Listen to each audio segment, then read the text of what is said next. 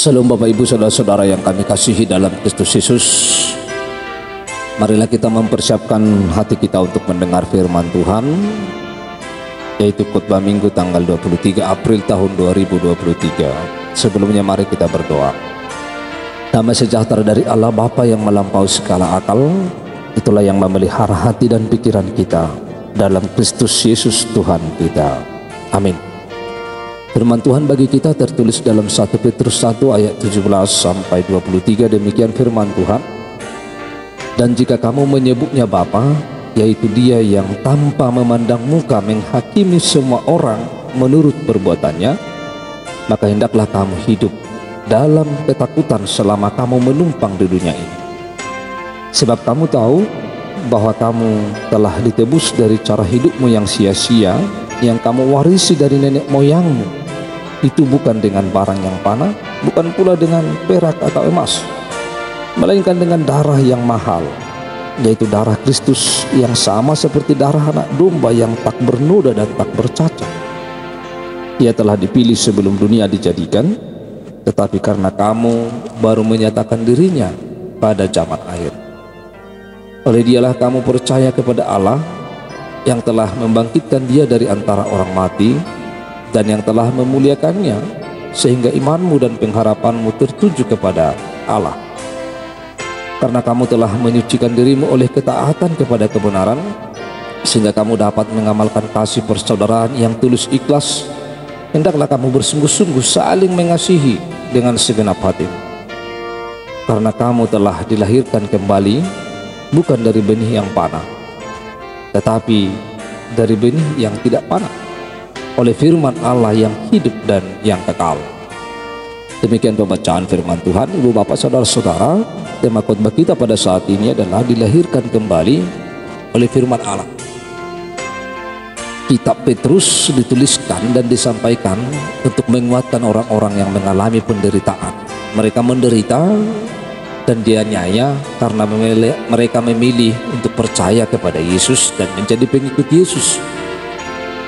Dan Petrus memberitakan tentang Allah yang telah menebus manusia melalui pengorbanan Yesus Kristus, sehingga yang diharapkan adalah bahwa orang percaya dan menjadi bagian dalam kerajaan Allah. Maka untuk itu bahwa orang yang percaya itu adalah orang yang telah dilahirkan kembali di dalam firman Allah, sehingga mereka akan berlaku benar, beriman di hadapan Allah. Bapak saudara-saudara, kita akan memulai dari ayat 17, bahwa di dalam ayat 17 kita menemukan bahwa ada sebutan Bapa, dan di akhir dari ayat 17 dikatakan hendaklah kamu hidup dalam ketaatan. Ini sangat berhubungan antara hubungan seorang bapa kepada anak. Ini adalah menunjukkan hubungan kasih seorang bapa kepada anak yang tanpa batas dan tanpa syarat dan tidak ada cara. Hubungan seorang bapa dan seorang anak adalah begitu dekat. Maka demikian juga antara Allah kepada umatnya, kepada orang yang percaya kepadanya, bahwa Allah mengasihi setiap orang di tengah-tengah dunia ini yang tanpa syarat dan tanpa batas. Tetapi di dalam kasihnya juga bahwa Dia akan menghakimi semua orang menurut perbuatannya. Maka dituntut dalam firman ini bahwa seorang anak atau seorang yang percaya kepada Tuhan, maka dia hendaknya dia harus hidup dalam ketakutan kepada Allah selama masih menumpang di dunia ini. Ini berarti bahwa orang yang percaya harus selalu menghormati, harus selalu taat dan selalu tunduk kepada Allah dalam kehidupannya, karena Allah telah begitu luar biasa mengasihi manusia di tengah-tengah dunia ini. Lalu dalam ayat 18 sampai ayat 19, bahwa setiap orang harus taat dan takut kepada Allah. Setiap orang harus taat dan takut kepada Tuhan, karena hal ini adalah bahwa manusia telah diberkati, telah ditebus dengan darah yang mahal. Penebusan itu tentu adalah pemberian atau yang diberikan oleh Allah atau pembelian dari budak. Dalam Yohanes 8 ayat 34 dikatakan, kata Yesus kepada mereka, aku berkata kepadamu, sesungguhnya setiap orang yang berbuat dosa adalah hamba dosa. Maka dari sini kita dapat melihat bahwa manusia adalah telah diperbudak dan diperhamba oleh dosa. Bahwa dosa itu memperbudak orang yang melakukannya bisa terlihat dan terasa pada ketidakmampuan manusia untuk membuang dosa itu sendiri. Karena itu Allah lah yang mengambil inisiatif untuk melepaskan dan membebaskan manusia dari belenggu dosa itu. Dengan demikian Allah, Yesus atau anak domba sebagai korban dalam penebusan itu, dialah yang telah mengorbankan dirinya, putra tunggal Allah yang telah diberikan kepada manusia, supaya dengan demikian manusia layak menjadi hamba Allah dan lepas dari genggaman iblis. Penebusan dari cara hidup yang sia-sia juga dituliskan tadi dalam ayat 18 dan ayat 19. Dari cara hidup yang sia-sia yang kamu warisi dari nenek moyangmu, ini adalah menunjukkan bahwa kehidupan manusia adalah penuh dengan dosa. Kata sia-sia menunjukkan bahwa kehidupan, tingkah laku yang kosong, bodoh dan tidak berguna, penuh dengan harapan yang sia-sia, rasa takut yang sia-sia, keinginan yang sia-sia dan tidak ada gunanya di hadapan Tuhan. Maka manusia ditebus bukan dengan barang yang panah, bukan pula dari emas dan perak, melainkan dengan darah yang begitu mahal, yaitu darah Yesus Kristus, seperti anak domba yang tak bernoda dan tak bercacat. Ini menunjukkan bahwa tidak ada yang bisa menebus kita dengan sempurna dari dosa kita kecuali darah dan pengorbanan Yesus. Ini menunjukkan bahwa Yesus Kristus merupakan penggenapan dari domba korban dan dalam perjanjian lama. Saudara-saudara, bahwa oleh karena itu bahwa inilah yang membuat kita taat. Kita taat dan kita tunduk kepada firman Allah, kepada Allah, dan kita takut kepada Allah adalah sebab Tuhan telah terlebih dahulu mengasihi kita melalui pengorbanannya, melalui menebus kita dari cara hidup yang sia-sia, sehingga hidup kita menjadi berarti dan berguna di hadapan Allah. Lalu di ayat 20 bahwa ia telah dipilih sebelum dunia dijadikan. Ini adalah berbicara tentang Yesus. Yesus Kristus adalah rencana kekal Allah. Sebelum penciptaan dunia ia telah ditentukan untuk pekerjaan yang diberikan kepadanya untuk dilakukan. Kadang-kadang kita cenderung berpikir tentang Allah yang mula-mula sebagai pencipta dan lalu sebagai penebus. Mungkin kita berpikir bahwa ia menciptakan dunia ini dan lalu pada waktu ciptaan menjadi kacau ia mencari jalan untuk menyelamatkannya. Tetapi dalam firman ini kita menemukan dan melihat bahwa sebelum dunia ini pun dijadikan bahwa dia sudah ada, karena dia adalah Allah itu sendiri. Bapak Ibu saudara-saudara, lalu dilanjutkan dalam ayat 21, oleh karena dia kamu menjadi percaya kepada Allah.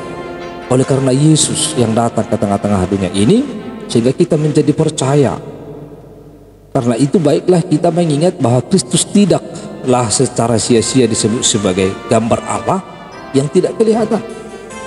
Sebutan ini diberikan kepadanya untuk alasan ini, karena tidak ada yang dapat sampai kepada Allah kecuali melalui Yesus, dan hanya Kristus sendirilah yang bisa menenangkan hati nurani kita, sehingga kita berani datang dengan yakin kepada Allah dan menjadi anak-anak-Nya. Petrus berbicara tentang kebangkitan Yesus supaya iman dan pengharapan mereka mempunyai dasar yang teguh.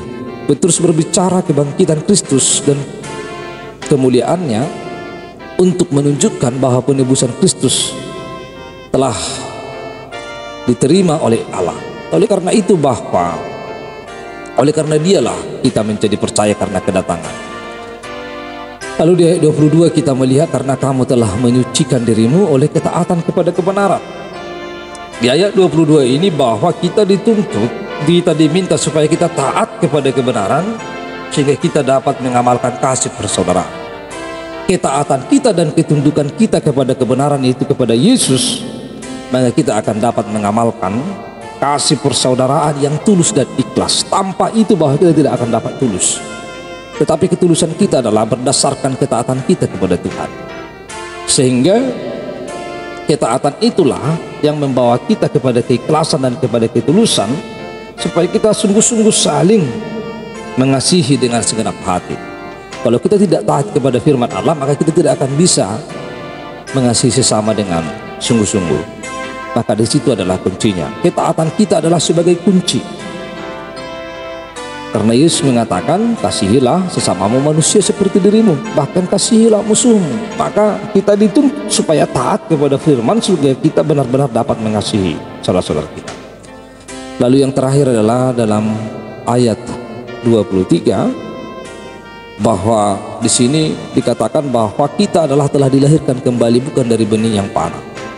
Kita dilahirkan kembali artinya bahwa kita telah dihidupkan kembali dari dosa-dosa kita, bahwa kita telah ditebus, bahwa dilahirkan kembali adalah bukan secara lahiriah, tetapi secara hubungan kita, secara rohani kita kepada Tuhan, bahwa kita telah dilahirkan kembali menjadi orang yang percaya dan menjadi orang yang takut akan Tuhan, menjadi orang yang taat kepada firman Tuhan, dan menjadi orang yang senantiasa mengasihi Tuhan Allah dan mengasihi sesama manusia seperti diri kita sendiri. Itulah yang dimaksudkan dengan dilahirkan kembali, sehingga hidup kita adalah menjadi hidup yang baru bersama dengan Tuhan. Oleh karena itu, Bapak Ibu Saudara-saudara, kita dilahirkan kembali, kita dapat menunjukkan melalui kehidupan kita bahwa kita adalah orang-orang yang sangat dikasihi Allah. Kasih Allah bagi kita adalah kasih yang tanpa batas dan tanpa syarat. Allah terlebih dahulu mengasihi kita, walaupun kita berdosa, tetapi Allah mengasihi kita supaya kita dapat mengenal kasih Allah. Yang kedua, bahwa kita dilahirkan kembali, kita harus taat dan takut kepada Allah, karena kita telah ditebus dari kehidupan yang sia-sia, dari kehidupan yang tidak berguna, kita menjadi berarti dan berguna. Lalu yang ketiga, kita harus percaya kepada Yesus yang telah mengorbankan dirinya untuk menebus dosa-dosa kita. Kita harus percaya dengan itu, karena melalui Yesuslah kita masuk dalam kerajaan Allah. Maka kelahiran kembali berarti kita sudah hidup dalam kehendak Allah, dan kita sudah hidup dalam kerajaan Allah, dan kita telah dibebaskan dari segala dosa-dosa kita. Kiranya kita menjadi hidup yang baru bersama dengan Tuhan. Mari kita berdoa. Tuhan Allah Bapa kami yang di surga, kami telah mendengar firman-Mu, penuhilah kami dengan kuasa Roh Kudus-Mu, sehingga firman-Mu dapat kami lakukan dalam hidup kami. Dalam nama Kristus Yesus kami telah berdoa. Amin.